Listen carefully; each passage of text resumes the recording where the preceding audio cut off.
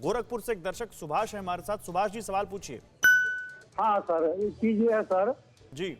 कि हम जैसे टीका मतलब दिल्ली में टीका लगवाया था 7 तारीख को 7/4 को कोविशील्ड। तो हाँ, तो सर क्या मैं फिर गोरखपुर में हूँ, क्या कोविशील्ड टीका लगवा सकता हूँ 22 मई के? हाँ डॉक्टर संजीव, ये सवाल बताइए जवाब। हाँ बिल्कुल, आप कोविशील्ड आपने फर्स्ट डोज लगवाया, कोविशील्ड का ही सेकंड डोज लगवा लीजिए, जैसे आपको गोरखपुर में अवेलेबल होता है। और बिल्कुल समय पे लगाइए, जो समय आपको एडवाइस किया हुआ उन्होंने 6 to 8 वीक्स के गैप पे। उत्तर प्रदेश से एक दर्शक सुमित हमारे साथ जुड़ रहे हैं। सुमित जी, सवाल पूछिए। सर नमस्कार। जी नमस्कार। नमस्कार सर। नमस्कार सर मैं 16 तारीख से कोविड पॉजिटिव हूँ और घर में ही आइसोलेशन में हूँ। तो क्या मेरा ठीक होने के बाद अब मेरे गले में बहुत ज्यादा खराश हो रही है और मतलब सांस में थोड़ी प्रॉब्लम है, तो क्या दोबारा से मुझे आइसोलेशन में जाना पड़ेगा? डॉक्टर गुप्ता।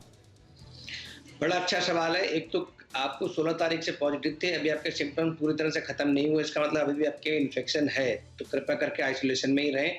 और दूसरी बात है, डॉक्टर से संपर्क करें। हो सकता है हमें कुछ और जांच करानी पड़े कि आपके खांसी क्यों है या बुखार क्यों है, सिम्टम क्यों है। हो सकता है छाती का सीटी स्कैन कराना पड़े या कुछ ब्लड टेस्ट कराने पड़े, उसके हिसाब से हो सकता है दवाई को भी मॉडिफाई करना पड़े या चेंज करना पड़े। तो इसलिए कृपया करके अगर आपको सिम्टम परसिस्ट कर रहे हैं, अगर 14 दिन से ज़्यादा हो गए हैं, तो आप जरूर डॉक्टर को दिखा के संपर्क करें। दिल्ली से बंटी हमारे साथ जुड़ रहे हैं। बंटी जी, सवाल पूछिए।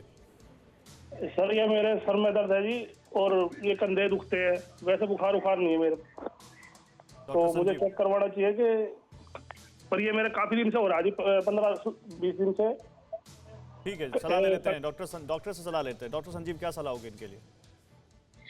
हाँ देखिए, अगर ये सर में दर्द और कंधे दर्द या जो बता रहे हैं, ये अगर अभी रिसेंटली आपने नोटिस किया है, तो फिर आपकी जांच जो रूटीन टेस्ट करवाते हैं, लेकिन फीवर फिजिशियन के संपर्क में रह करके, और आप कोविड भी करवा सकते हैं। क्योंकि कुछ पेशेंट है जो नॉन स्पेसिफिक सिम्टम करके भी आ रहे हैं, कुछ को सिर्फ भूख कम लगना, कमजोरी आना और बिल्कुल थकान होना, ऐसे सिम्टम्स भी हैं। कुछ को मसल एक भी हो रहा है।